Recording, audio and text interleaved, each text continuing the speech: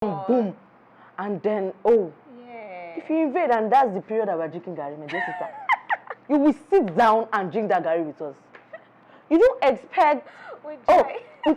with so much joy. Come on, when your visitor comes and say, I cannot wait to tell me, my dear sister, you came at the wrong time. What's up and welcome back to my YouTube channel. My name is Abimbola, and as you can see, I have one of my very good friends today in the studio, and so just our name, right? We'll get to the other part later.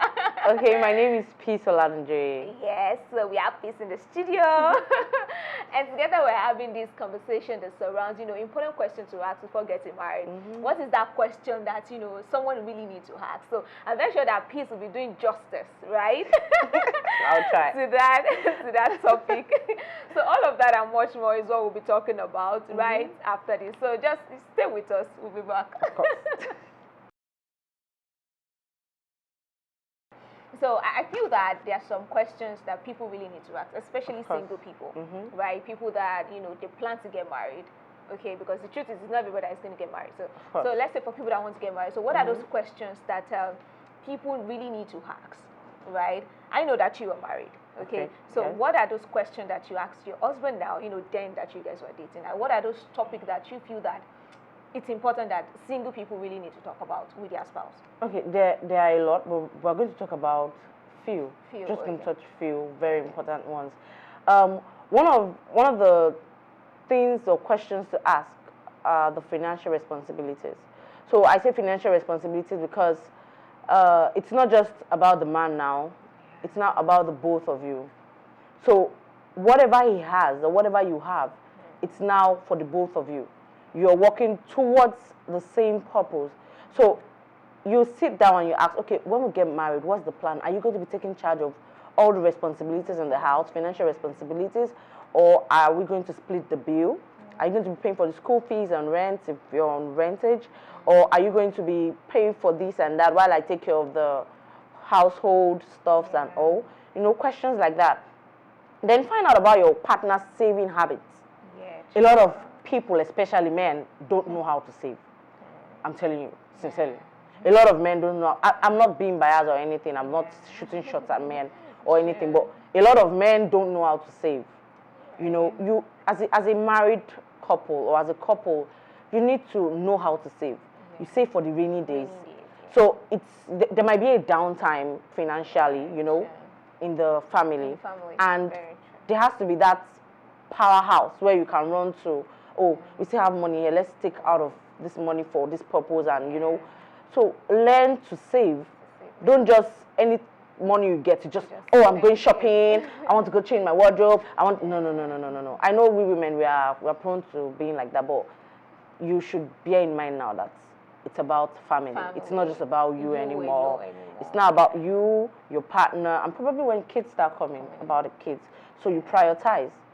You share the responsibilities financially, and of course, if you are a woman and you're supposed to be the support system, what are you going to support with if you don't, So basically, I think finance is one of the major things to talk about. I like money. I'm sorry. I love to work for my money. So another thing you need to also know is or decide on is okay. Every month, do we take away a particular part of our salary or whatever we gain into a particular account, instead of just having that, let me save my money, you save your money. Let's have a joint kind of thing. It doesn't work for everyone. Yeah, true. It works for some people and it doesn't work for some people. So find out what works for you. It's nobody is the same. No couple or no home is the same. True. So find out what works for you. If what works for you is, oh, babe, we save, we save together, you have your own money, but every month we'll put a particular amount into that account and that. So that's about the financial part, The financial part is very important because it's the sustenance of the marriage and all. Home, yeah. So secondly, I will talk about children. Okay. Children. Okay, so some people don't want to have children. Okay, sure. So it will be selfish of you if you know you don't want to have children and you don't tell your partner about that. Oh, babe, I don't want to have children.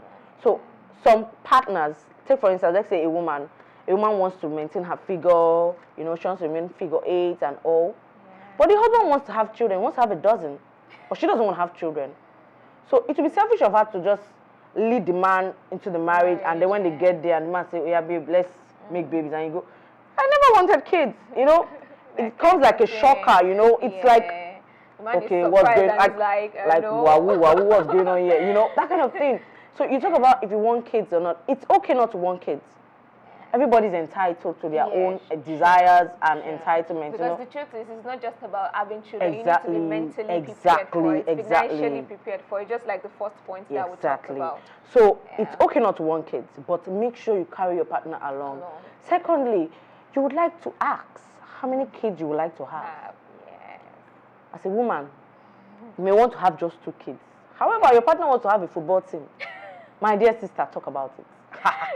Talk about it. It's your body. It's your body, because you're okay. So as a woman, in short, our bodies react differently. A woman can go into labor and give birth in 30 minutes, while some go in labor and then it takes like 24 hours before the baby comes out. So if you know that you want just 2 kids, honey, sweetie, please, we're doing just 2. Your partner says no, 5. Okay, babe, let's come to an agreement. Let's meet in the middle. Make an adjustment. Okay, you want 2. He wants 5. Okay, let's do 3. You know, let there be an adjustment, kind of. It's important to try to compromise sometimes in marriage, because you're not. It's a teamwork. So you need to work on that. Then, is your partner particular about the sex of the kids he has? My Igbo brothers always want male children. So that's where you see, that's where you see a woman giving birth to four girls. Like she's still giving birth. She's looking for a boy. You know, I'm not against it, no. But what I'm saying is, if your partner is particular about the sex, and you ask that question, so if God blesses us with just girls, what happens? My dear, you will keep giving birth to my dear sister. If you have to dust your slippers, dust it and move. Because you cannot, you cannot kill yourself for, because the more you do that, you tend to, how do I put it? You're denying yourself a lot of things just to please the man. So try to also make yourself happy in the process. It's important. Because I know that one thing with, just like what you said earlier, you know, regarding compromise, you know, in relationship, in marriage, there's no way that you're not going to compromise. Sure, definitely. But you see, when it affects your happiness, it's no longer compromise. It's now sacrifice. Okay, and it shouldn't sacrifice your happiness just because you want to please someone. Of course. I don't think that's... That's not fair. That's not fair, because your mental health is very important. Then that's all about the kids, okay? Then I will talk about having maids and nanny, living maids and nannies. So, a lot of people, especially, I don't know, I can't say especially men. Some women also don't like it. They don't like having maids living in their house or nannies living in their house. So they rather have people come in, do the cleaning, do the chores, go to the market, cook, and then go home. Then come again the next morning. So find out from your partner, does this work for you? If it doesn't work for your partner, then start streamlining it in your head. So when kids start coming, what's the plan? Hope you don't have the intention of telling me to resign from my job or drop my business. Talk to babysitter, you get it. So all those questions need to fall in place. You know, it's difficult for a woman to get into marriage and then the kids start coming and then there's no plan. And before you know it, you start hearing things like, I can't have my child in a crèche. She's still very tender. Oh, I can't have another person touching my child. He's still very tender or she's still very tender. So the child will surely be touched one day. You're not the only one that will take care of the child forever. You also have your life to live. So all these questions, the nanny, the maid, okay, babe, let's come to a compromise. What's the plan? So when the kids start coming, what do we do? If you say you don't want nanny or maid, are you going to be helping with the chores? Are you going to be helping with the kids? Because trust me, it's going to be overwhelming.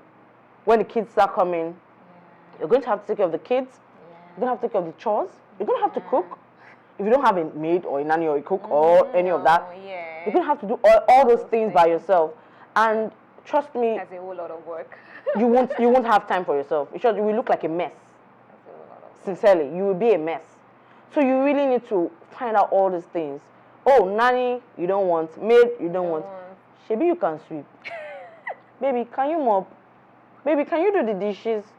If he says no, my dear sister, please do not agree on that one. No. Let's get it straight from the beginning. Yeah. It's important to ask all these questions before we get married, because a lot of us miss the purpose of dating. We just date and then, oh, let's go see a movie. Oh, let's do a movie hangout. Let's go to the beach. And then we forget that the major purpose is to get to know about these things that we'll be doing all through our lifetime. Do you understand? It's very, very important. Very, very, very, very, very important. You can't let your career or your lifestyle suffer because you got married or have a kid. Okay, another point I will talk about is family ties. Okay, I think I like this one. Some families can be overbearing. They can be annoying. I would suggest that you and your partner sit and talk about this. So if you have a family member coming over, you should give at least a week or two notice. You can't just invade people's homes people's privacy and just come boom, and then if you invade and that's the period that we're drinking gari, my dear sister, you will sit down and drink that gari with us. You don't expect with so much joy. Come on. Or you come when, I'm not saying that, I'm not praying for anybody to be poor, but you know, there are times where, let's say as women now, we dish soup and you know, finish making soup and then we dish it out in plastic in portions, and then somehow the meat and the protein in the soup finishes before the soup itself. True. And then by the time we realize, we were thinking, oh, there's still meat there, and by the time, oh my God, it's just stew. Oh my God. And then you say, babe, let's eat it like that. You and your husband can eat without meat too. And then your visitor comes and says, I cannot eat without meat. My dear sister, you came at the wrong time. Because, no, really. See, people, this is not a joking matter. If you come at the wrong time, you eat with us, whatever we are eating. And you're not going, you will eat food. You will eat it. But they will say, she came to Anna's house, and then Anna gave her just rice without meat. And then you will eat it because nobody invited you, and then you came unannounced. At least give us 2 weeks notice. Babe, you know your sister is coming next week. After, what's the plan? Should we buy this and keep, or buy that and keep? But not just creeping up on people like, you know, just no, I did your gate too. You know, you come open door like, hello, are we playing this friends? Are you playing here? You know, things like that. It's trust me, it's annoying. Especially when you don't know what the couple is going through at that point. And some of them will even come. They say they want to stay weekend. And boom, they stay 1 week. Boom, they stay 2 weeks. Boom, 1 month today. Just like that. And you'll be wondering, auntie, are you not going to your house again? What's going on?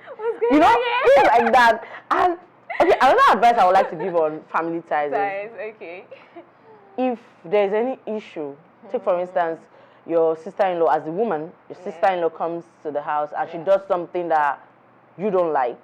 Probably some women don't like other women going to their pot. True. Some women don't like other women in their kitchen. So rather than you addressing it yourself, talk to your husband. Babe, your sister did this. Please talk to your sister about it. So it's advisable to do this because you may just say the wrong thing. You know, some things, you don't mean to say some things, or it may not be harmful to you the way you're hearing it. But to the other person at the receiving end, the person may feel very insulted. So it's best that each couple handles their family differently. Don't let your wife address your family, and then the husband don't address the wife's family. Tell the partner, what this your sister did or what your brother did, I don't like it. Address it. Then she goes ahead and says, come, what's wrong with you? Why you come out and do like this and do like that? You know, that's your place. That's your home. So you have the right to call the shots. Whatever it is you say in your home stands because it's your home. It's your home. It's your safe place. So nobody just comes to your safe place and just you know, no. You have to cross your boundaries. Just set your boundaries and everybody follow it. If you can't follow it, you move. Yeah, it shifts. It's not really. It's very important because a lot of women suffer because they're trying to be good women. Good women, yes. And another thing, don't start what you cannot finish. If when you were dating the guy, you used to pack his clothes. Yeah. And you say you want to wash it with your hand. The guy have washing machine. You know, say, I want to be a good daughter-in-law, you know. I want them to see me as a wife material. Yeah. Who wife material? Oh God, they go marry you, they won't marry. Leave all this matter. You go and start washing clothes with hand. By the time you reach that bridge where you're fed up with washing of clothes with your hands, and then you put the clothes in wash. No, people, I don't like my clothes being washed with or the auntie because yeah, well, that's not the way we do it though. Maybe you used to wash your hand with your hand before. What's wrong with your hand? Don't start what you cannot. If you cannot pound yam, tell them you cannot pound yam. You cannot hold. Mommy, I cannot hold pistol. Please, kindly tell them you cannot hold the pistol. Yes, it's overwhelming. Seriously, a lot of women die in silence because they're trying to please their in-laws, or they're trying to please somebody. And funny enough, do you know this thing happens with extended, not with immediate, not the immediate family. Yeah. Like now, your father-in-law, your mother-in-law, your sisters-in-law, your brother-in-law may not have problems. Yeah. And they want auntie. One arúgbó ọjọ́ from somewhere will say, ìyàwó, wọ́n ní pé oògùn yan, you didn't pound yam. My dear, my husband is not complaining. Where are you coming from? What's all that? So please, set your boundaries.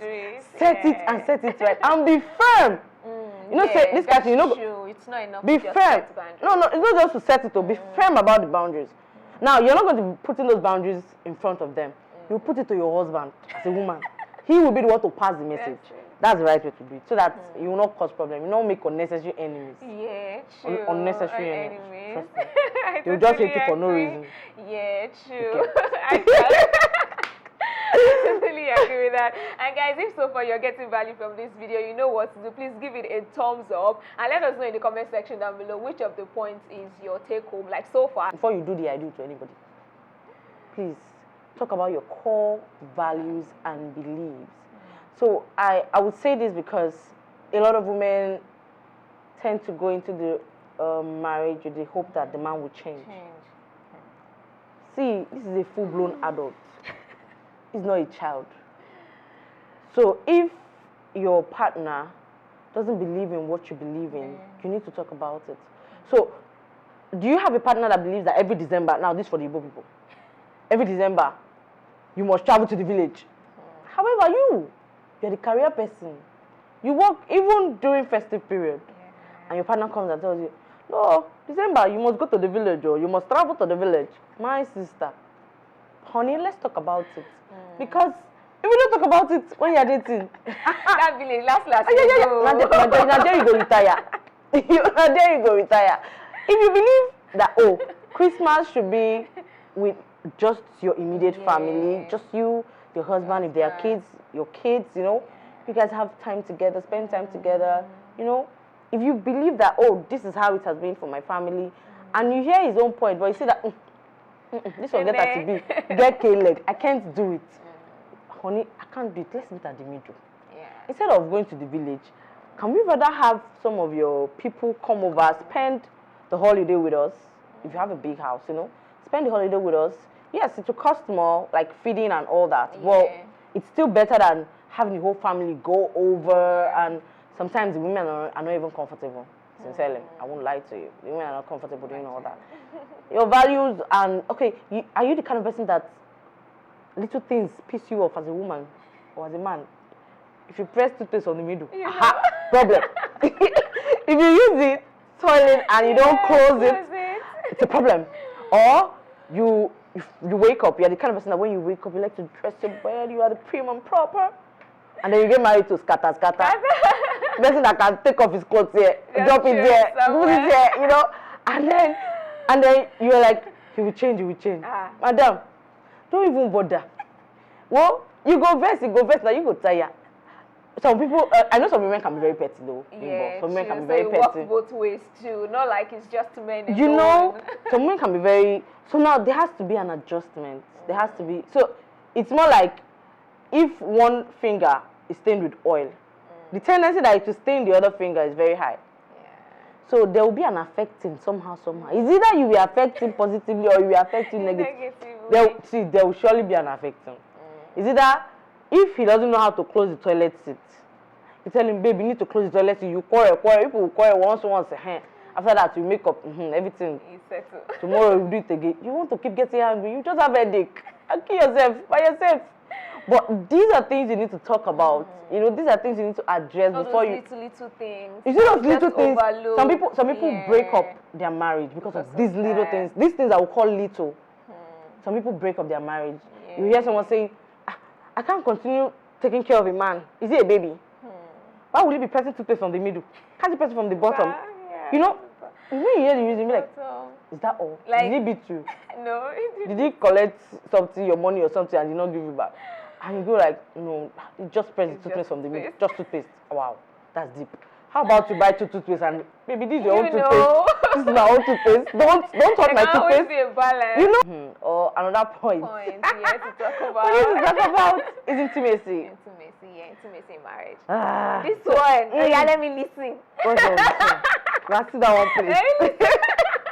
So let's talk about intimacy. Yeah, intimacy. So it's what's wrong with you? So it's unavoidable. You're getting married, you're going to be intimate. You're going to do all the mushy things. You know. What did you do? Oh God. You're going to do all the mushy things. Okay, I'm serious. So you need to find out or know your sex drive.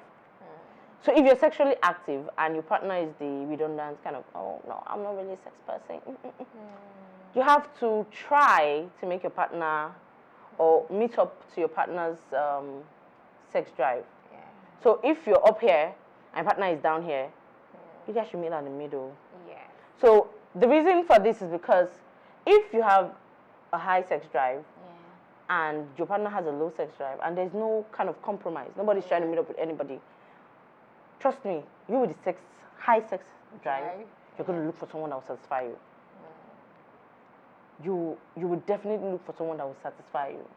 And of course, you're not to blame, but you're to blame still. You're still to blame though. You'll be cheated. But I mean, if you had talked about it, yes, you know, we don't advise sex before marriage. Yeah, true. Yes, but then, you know, you still need to talk about it. What's your sex drive? What do you think? You know, things like that. Then you need to find out. So some people are shy. Yeah, to talk about this thing with their partner. Yeah, and if a person like you want to spend the rest of your life with, I don't feel there should be one topic to shy away from. Like you should talk about everything. If you say you don't want to talk about it when you're dating, that's your problem. When you enter inside the marriage, and then you know that you have some particular spots that they need to touch to activate you, and then you will shall leave your husband to be moving up and down, moving like cricket, looking for what they not love. Just tell the man already, baby, touch me here, hold me here, do this, do this. Let's get it started already. You know, tell your partner what you like. This is where I like to be touched. This is where I like to be handled.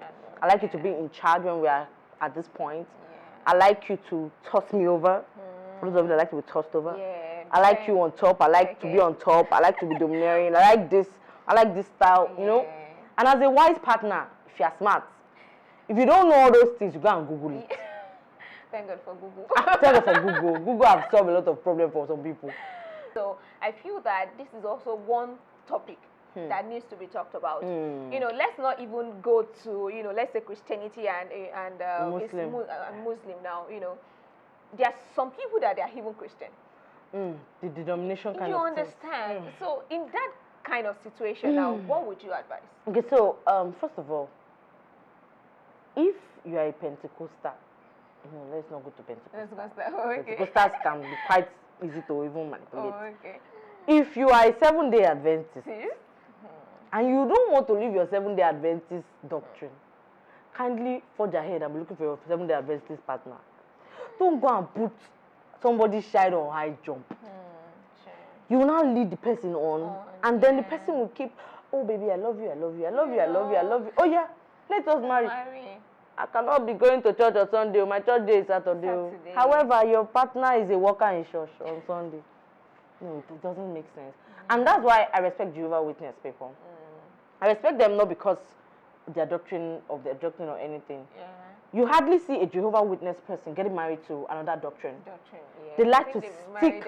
Yeah, they like to stick for themselves because they know it's difficult to explain. It's difficult to change someone from their religion to your own. Especially when the person is not willing. Yes. Do you understand? So it's important that, okay, you're a Catholic, you're a Pentecostal, you want to get married. It's when you now get to the bridge. You not say, yeah, you must wear in my church. No, it's in my church, it's in the female church. No, it's in the male church. Last, one person will bend. And before you know it, you start hearing things like, she's using juju for the man. You understand? So things like that, don't try to cause confusion in your home, especially between the kids or among the kids.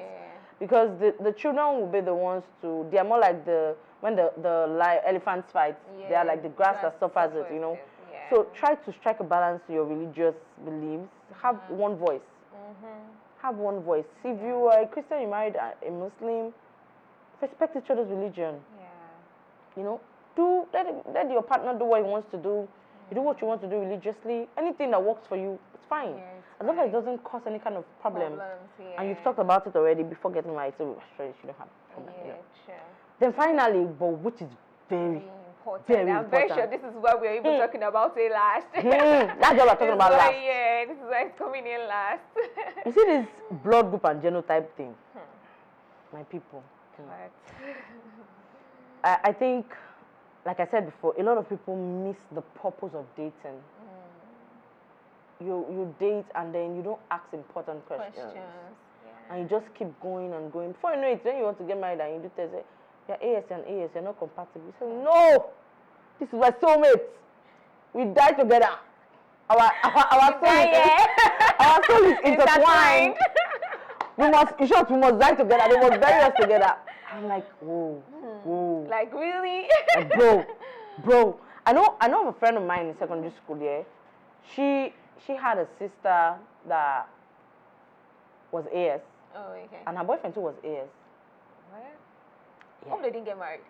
They got married. They said their love was shocking them. Do you know what they did after getting married?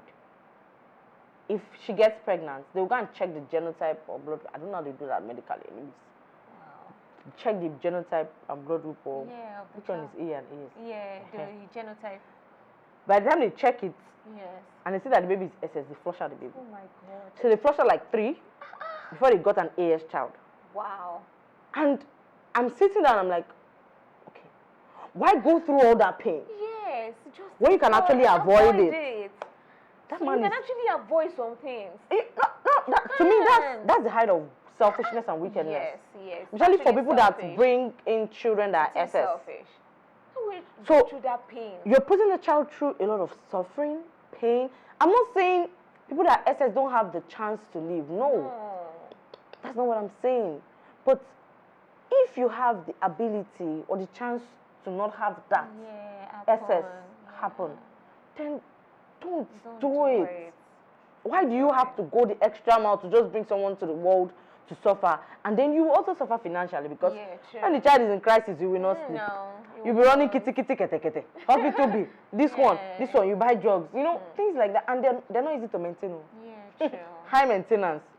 High maintenance something. You need to, I think it's something you need to ask, especially when you're getting serious. You know, there's play relations when there's when you don't see say like they at the end of tunnel. Bros, what's your blood group? What's your genotype? I feel that it's not even enough for you to just be like, it's what my parents told me. No. Said I'm AA, so I'm AA. No, you need to go to the hospital, a very good hospital. Not the ones that they will just do nonsense for and give you tests so that you can go. Yeah, you understand. Then do it in 2 different hospitals, 3 different hospitals to be sure that it's actually your blood group or your genotype. Because you know, go 1 year shoot bed, mama fly you. It doesn't seriously. It doesn't make any sense to just. It doesn't make any sense to do something like this. Bring pain upon yourself. Bring pain upon because when that child dies, you will mourn. All the money I spent, all the time, energy. Things like that. No. I don't advise that. So basically, I think these are the points I have. I think I've tried out. Is there more points? Do you have more points for me? Really, really tried. I think that's what I have for now. Yeah. I think if I have more, I will just share with you. But I will share with you. Thank you. Thank you so much. Thank you so much for coming around to the studio. Thank you. Like, I wish that, you know, we still continue with this conversation. Like, it's really, really so interesting. So guys, thank you so much for watching this video. Thank you so much. And you know, if you've watched till this time, you know, we really do appreciate you. And if you haven't subscribed, what are you waiting for? Please feel free to subscribe. Click on the subscribe button, click on the bell beside it so you'll be notified anytime I upload a video. Let me know in the comment section down below if you'd like to see Peace again. Although I'm bringing her, but let me know if you'd like to see her again. So I can bring her to the studio. Okay. Until next time, guys, please stay blessed and stay fabulous. Yeah. Bye, guys. Bye.